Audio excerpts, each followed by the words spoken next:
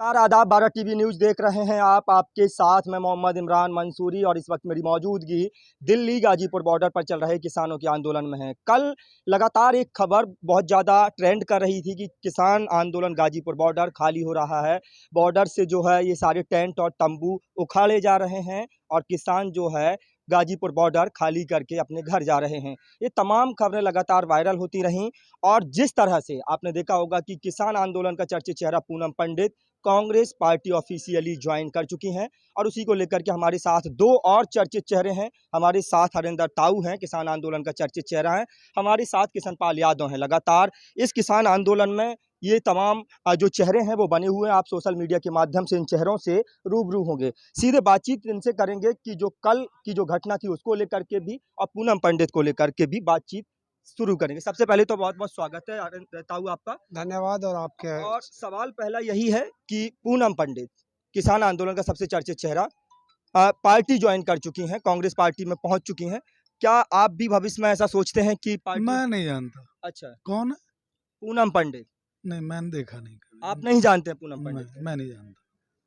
लेकिन पूनम पंडित तो बहुत ज्यादा सुर्खियों में थी, इसी किसान आंदोलन की वजह से पूनम पंडित सुर्खियों में थी। ना, मैंने देखा ही नहीं कभी। पूनम पंडित कौन है? मैं नहीं जानता पूनम पंडित को। अच्छा, आप नहीं जानते हैं पूनम पंडित को? नहीं।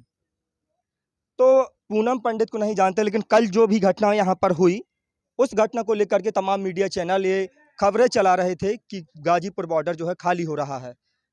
कौन चला रहा था? तमाम मीडिया चैनल मीडिया चैनल जो 11 महीने से किसान यहाँ बैठा है, मीडिया चैनलों ने कभी दिखाया? कुछ नहीं दिखाया। अच्छा। और सीधा कभी नहीं दिखाया। अच्छा। और 7 साल मोदी जी की सरकार को हो गए तब सीधा नहीं दिखाया।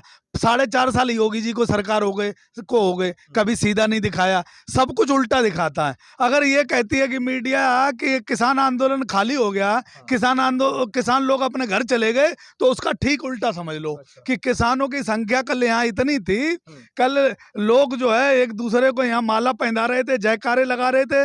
और पूरा टिकैत साहब ने कल दिल्ली का रास्ता मांग लिया है कि ये खाली करते हो तो ठीक है, नहीं तो कोर्ट के माध्यम से खाली होगा, और नहीं तो किसान इधर को होके जाएगा। इसे रोड रास्ता किसी के लिए, देश में किसी भी नागरिक के लिए रास्ता रोकना गुनाह है। ये रास्ता नहीं रोकना चाहिए, ना ही किसान रोक रहा। अच्छा। और ना ही जो है सरकार को रोकना चाहिए। अच्छा। माननीय कोर्ट के आदेश हैं। सरकार को रास्ता नहीं रोकना चाहिए। किसान ने किसी दिन किसी का रास्ता नहीं रोका। अच्छा। किसान, ये एम्बुलेंस जा रही, गाड़ियां जा रही, लोग परेशानी में जाते हैं, दुखी में जाते हैं, सबको निकालता है। और ये सरकार ने जो रास्ता रोक रखा है, इसके खिलाफ किसान है, पहले दिन से है। और कल जो संदेश दिया है वो ये दिया है कि सीधा दिल्ली जाने का रास्ता खोलना चाहिए, और हर नागरिक को दिल्ली सीधा जाने का अधिकार है। कोई भी आदमी ड्यूटी जाता है, हॉस्पिटल जाता है, या दिल्ली में किसी काम से जाता है, तो सबको दिल्ली जाने का रास्ता देना चाहिए। सरकार को रास्ता किसी का रोकना नहीं चाहिए। अच्छा ताऊ, आप क्या मानते हैं? जिस तरह से कल जो है तमाम मीडिया चैनल ये खबरें चला रहे थे, लेकिन उसके बाद कहा गया कि रास्ता खोला जाए, लेकिन रास्ता तो अभी तक नहीं खोला। तो ये तो सरकार को खोलना। हाँ। जो लोग कहते थे, जो ये कहते थे कि किसानों ने रास्ता रोक रखा, हाँ।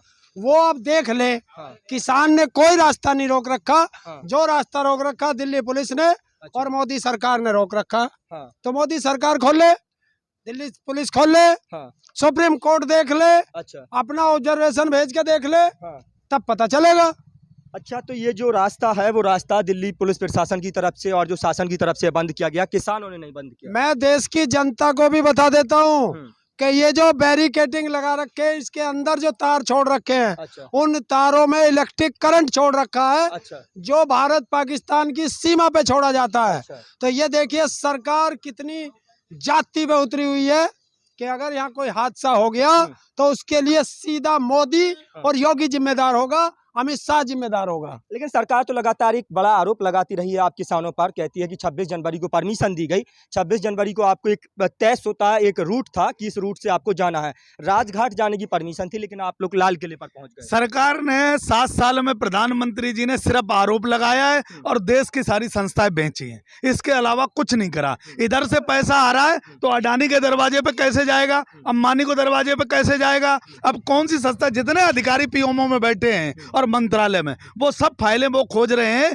कि लाल किला के बाद क्या बच गया है, ताजमहल के बाद क्या बच गया है, रेलवे के बाद क्या बचा हुआ है, अब LIC के बाद क्या बचा हुआ है, अब जो ONGC के बाद क्या बचा हुआ है, वो सब ढूंढने में लगे हैं। और ये प्रधानमंत्री जब तक रहेगा तब तक पूरा देश जो है ना अडानी अंबानी के नाम करके चला जाएगा। और इन्हें तरक्की अगर किसी की देखनी है तो सिर्फ अमित शाह के बेटे की तरक्की करनी है, जो उसे ABCD नहीं आती और उसे जो है क्रिकेट बोर्ड का एक अध्यक्ष बना के बिठा दिया है।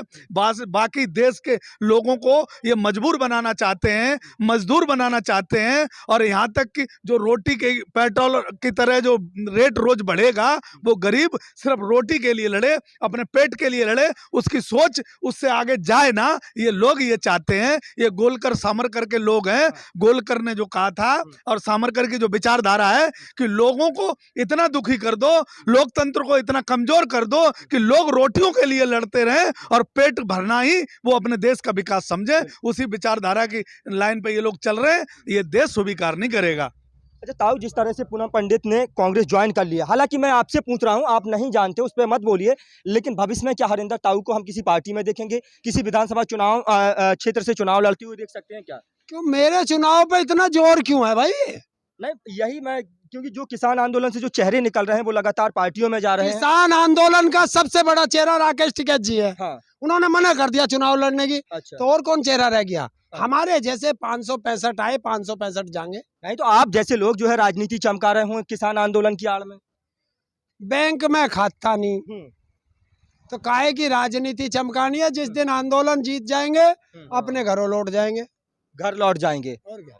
तो भविष्य में कभी भी हरिंदर ताऊ को हम किसी राजनीतिक पार्टी में नहीं हम देखेंगे। भविष्य वक्ता कोई है? नहीं, हाँ जी। राजनीतिक पार्टी हमारे द्वारे आती है। मैं एक बात कह रहा हूं कि देश में सभी नागरिकों को और सभी व्यक्तियों को देश में राजनीति करनी चाहिए। अच्छा। अगर हम लोग किसान भाई अगर राजनीति जानते और टिकैत साहब अगर राजनीति करते तो शायद है कि आज ये कानून बनने से रोक दिए होते। अच्छा। लेकिन हम लोगों को राजनीतिक ज्ञान नहीं था, हम लोगों को समझ नहीं थी। और कोरोना काल में जो किसानों के साथ इन्होंने गद्दारी की, वो कानून इन्होंने अंधेरे में पास कर दिए। हम लोग अनभिज्ञ रहे। जब वो कानून पढ़े हमारे लोगों ने, विशेषज्ञ ने, और जब समझे तब जाके आंदोलन पे आए। और नहीं तो ये कानून जब अगर हम लोग राजनीतिज्ञ होते और राजनीति हमें आती तो ये कानून बनने से पहले रोक दिए होते। लेकिन समस्या ये आ गई कि हम लोग नहीं राजनीति जानते, ना ही टिकैत साहब राजनीति करते हैं। वो सिर्फ किसानों की समस्याओं का समाधान करने के लिए जो संगठन चलाते हैं, वो बात में पता चला कि ये कानूनों में सब कुछ काला है। आज भी सरकार झूठ बोल रही है देश के सामने कि कानून काले नहीं, जबकि सारा एक एक कानून सबको देश को समझा दिया गया कि सारा कानून काला है, सफेद कुछ है ही नहीं। और जब सफेद सरकार से पूछा जाता है कि कौन सा इसमें बिंदु सफेद है, तो सरकार अपना थैला लेके भाग जाती है। सरकार खुद कह रही है कि आप लोग नहीं बता पाते हैं कि काला क्या है। सरकार ने पूछना काला क्या है? मोदी का दिल काला, मोदी का दिमाग काला, मोदी की नीति काली। अगर सफेद है तो सिर्फ मोदी की दाढ़ी सफेद है, बाकी सारा काला है। तो कृषि कानून में काला क्या है? अगर उनकी दाढ़ी जो है आप सफेद बता रहे हैं, उनका दिल काला, उनका दिमाग काला, कृषि कानूनों में काला क्या है? वो तो यही पूछ रहे हैं ना। एक चीज बता, आज तेरे से ही पूछता हूँ, अनलिमिटेड भंडारण कौन करेगा?